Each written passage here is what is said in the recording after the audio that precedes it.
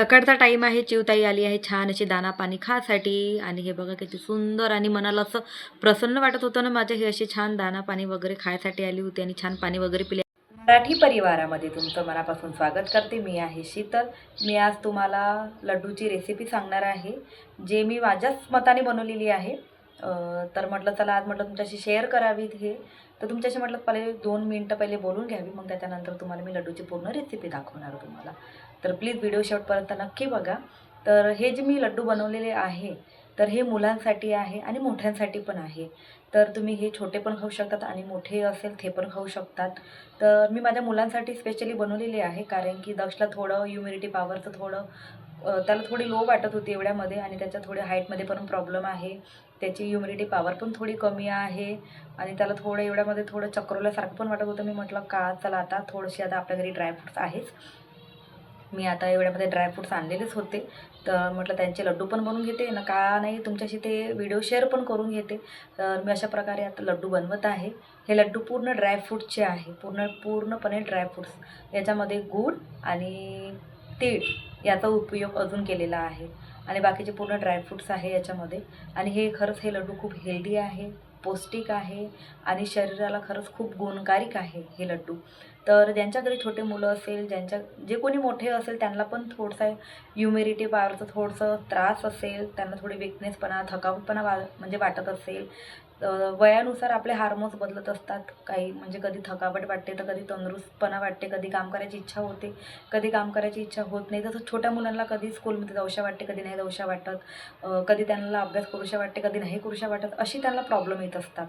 तर कधी त्यांना आणि एक तर स्कूल, ट्युशन सकाळला जातात, 4ला परत येतात, 8ला जातात, 4ला परत येतात, अजून 4:15ला मोठा मुलगा माझा 15-20 मिनिटांनी परत अजून तो ट्युशनला जाते. त्यामुळे त्याला पूर्ण थकल्यासारखं वाटते घरी आल्यानंतर. मग मम्मी म्हणतो की मला पूर्ण थकल्यासारखं वाटते. मी म्हटलं चला आता हा व्हिडिओ तुमच्याशी आता मी बनवतच आहे, तर तुमच्याशी शेअर पण करून घ्यावी. तर प्लीज माझा हा व्हिडिओ शेवटपर्यंत नक्की बघा. आणि हो, अगोदर जे ड्रायफ्रूट्सचे जे लड्डू आहे ना, तर हे सकाळीच खायचे. जेव्हा मुलांचा ब्रश होते तेव्हाच त्यांना द्यायचा, किंवा आपण पण जेव्हा ब्रश करतो तर तेव्हा पण आपण खाऊ शकतो. हो, त्यानंतर मग कोणी जर मोठे असेल तर त्यांनी चाय ब्रेड वगैरे खाऊ शकतात आणि लहान मुलं असेल तर त्याच्यानंतर तुम्ही त्यांना दूध ब्रेड काही देता तर ते तुम्ही त्यांना नंतर देऊ शकतात. पण हे ड्रायफ्रूटचे लड्डू त्यांना सकाळीच द्या. ब्रश झाल्यानंतर तुरंत त्यांना हे लड्डू द्या, त्याच्यावर पाणी प्यायला द्या. त्याच्यानंतर कोणी दूध ब्रेड वगैरे काही खात असेल, त्यात म्हणजे कोणी नाश्ता करत असेल मुलं, तर त्यांना ते करू शकते. कारण की हे लड्डू सकाळीच आपल्या शरीराला मानवल्या जातात. जसं आपण ड्रायफ्रूट सकाळीच खातो, भिजवलेले ड्रायफ्रूट्स आपण सकाळीच खातो, भिजवलेले बदामसुद्धा आपण सकाळीच खातो. तर आपल्या शरीराला ते खूप गुणकारिक असते, खूप पौष्टिक मानले जाते. तर अशाच प्रकारे हे लड्डूसुद्धा आपण सकाळीच खाल्ल्याने आपल्या शरीराला आपल्या पूर्ण बॉडीला लागल्या जाते. तर त्याप्रमाणे हे लड्डू प्लीज सकाळीच द्याल आणि मुलांना, किंवा तुम्ही खात असाल तर तुम्ही पण सकाळीच खा हे लड्डू. तर अशा प्रकारे प्लीज माझा व्हिडिओ शेवटपर्यंत नक्की बघा. आणि व्हिडिओला प्लीज तुम्ही लाईक करायला विसरता, प्लीज लाईक करा, शेअर करा आणि माझ्या चॅनलवर जर कोणी नवीन असेल तर सबस्क्राईब करायला प्लीज विसरू नका. तर व्हिडिओ पूर्णपणे बघा. चला. गूळ आहे, हे बट्टीचा गूळ आहे, हे आहे शेंगदाणे, हे आहे मखाने, त्यानंतर हे आहे बदाम, हे आहे मनुका, हे आहे काजू, हे आहे पांढरी तीळ आणि हे आहे खारक आणि हे आहे अंजीर. तर मी तुम्हाला डायरेक्टली व्हिडिओ खूप मोठा होईल म्हणून तुम्हाला डायरेक्ट असं दाखवत आहे. मी शेंगदाणे वगैरे भाजून घेतलेले आहे, मखाने पण अर्धे भाजलेले आहे, तीळसुद्धा भाजून घेतलेली आहे. आता मला फक्त मखाने आणि फक्त बदाम फक्त भाजायची राहिलेली आहे. हे बघा मी असं पूर्ण भाजून ठेवलेलं आहे अगोदरच, थोडं लालसर येतपर्यंत. आणि हे खारक आहे, खारकसुद्धा अशी कट करून घेतलेली आहे. मी अशी कैचीनं कट करून घेतली आणि मिक्सरमध्ये नंतर बारीक करायला घेतलं, पण ते काही बारीक होत नव्हतं. तर तुम्ही ज्यांच्या घरी खलबत्ता असेल तर खलबत्त्यामध्ये बारीक करा. मी पण नंतर खलबत्त्यामध्येच असं बारीक केलेलं आहे. आणि हे आता माझे मखाने पूर्ण झालेले आहे भाजून. तर मी असे बदाम घेतलेले आहे भाजायला. तर बदाम तुम्हाला माहीत आहे हे आपल्या दिमागासाठी खूप गुणकारिक आहे. आपली याददाश्त वाढवण्यामध्ये आपल्याला मदत करते, आपल्याला सर्व गोष्टी आठवण ठेवण्यामध्ये सुद्धा अशी मदत करते. आणि चेहऱ्यावर सुद्धा अशी तेजपणा येते आपल्याला. बदाम रोज भिजवलेली जर बदाम जर खाल्ली तर खरंच खूप गुणकारिक आहे. तर मला आता हे लड्डूसाठी करायचे होते, तर मी असे अगोदर पहिले याला असं भाजून घेतलेलं आहे. आणि हे आहे काजू. तर काजू रक्त वाढवण्यास मदत होते आणि थकान दूर करण्यास मध्ये सुद्धा अशी मदत करते आपल्याला.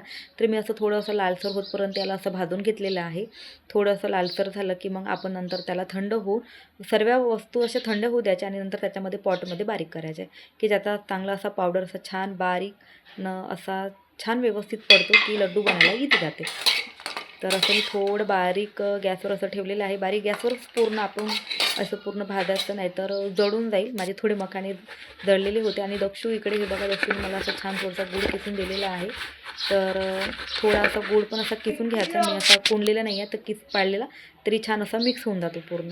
तर हे आहे तीळ, हे आहे बदाम. हे बदाम तसा पूर्ण कूट केलेला आहे, पूर्ण असा बारीक झालेला आहे. हे बघा पूर्ण. तर अशा प्रकारे मी पूर्ण असं व्यवस्थित पूर्ण बारीक करून घेतलेलं आहे. आणि तीळसुद्धा अशी बारीक करायला घेतलेली आहे. तीळसुद्धा अशी थंडी झाली की नंतर मिक्सरमध्ये बारीक करून घ्यायची. आणि मखाणेसुद्धा घेतलेले आहे. तर मखाणे अर्धेच घ्यायचे, कारण की पूर्ण जर डब्बा जर भरला तर मखाणे एकाएकी बारीक होत नाही. आणि हे बघा मनुका मी असा कैचीने अगोदर कूट करून घेतलेला होता, पण यालासुद्धा मी नंतर खलबत्त्याने पूर्ण असं बारीक करून घेतलेलं आहे. आणि पूर्ण एकत्र, कारण की नाहीतर मग खाताना असं मनुका वगैरे लागलेला असता. तर हे बघा मी असं पूर्ण याला खलबत्त्यामध्ये अंजीरला आणि मनुकाला असं पूर्ण बारीक करून घेतलेलं आहे.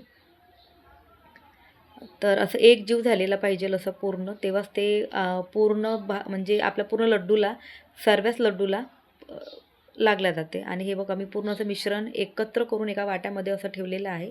आणि पूर्ण असं माझं मिश्रण एकत्र करून, आणि अंजीर खाल्ल्याने आपली इम्युनिटी पॉवर मजबूत होते आणि हड्डीसुद्धा आपली मजबूत बनवते. तर मनुका अशी आपली जे हार्ट राहते, आपला हार्ट खूप छान असं हेल्दी ठेवते आणि छान ठेवते. काजू रक्त वाढण्यास मदत होते आणि थकान दूर करण्यासाठी सुद्धा त्याची अशी मदत होते, जे मुलांसाठी फार उपयुक्त आहे. तर खारक कमजोरी दूर करण्यास मदत करते आणि आपली इम्युनिटी पॉवरसुद्धा वाढवण्यामध्ये सुद्धा अशी मदत करते. आणि तीळ तणाव आणि डिप्रेशनपासून आपल्याला दूर ठेवते. आणि मखाने तर फायबरची मात्रा याच्यामध्ये खूप जास्त असते मखाण्यामध्ये, तर आपली हड्डीसुद्धा मजबूत बनवते. तर शेंगदाणे खूनची कमी दूर करते. तर गूळ रक्त साफ करण्यामध्ये मदत करते आणि जे आपल्या शरीरामध्ये जे गंदगी राहते ना, ते पूर्ण दूर करते. तर अशा प्रकारे माझे पूर्ण झाले हे असे लड्डू तयार. बघा हे असे माझे पूर्ण फायनली झाले माझे पूर्ण लड्डू तयार. जेवढे बघायला जेवढे सुंदर दिसतात, तेवढे खायला खरंच खूप सुंदर आहे हे लड्डू. तर फायनली झाले लाडू रेडी. तर हे बघा हे लाडू आहे.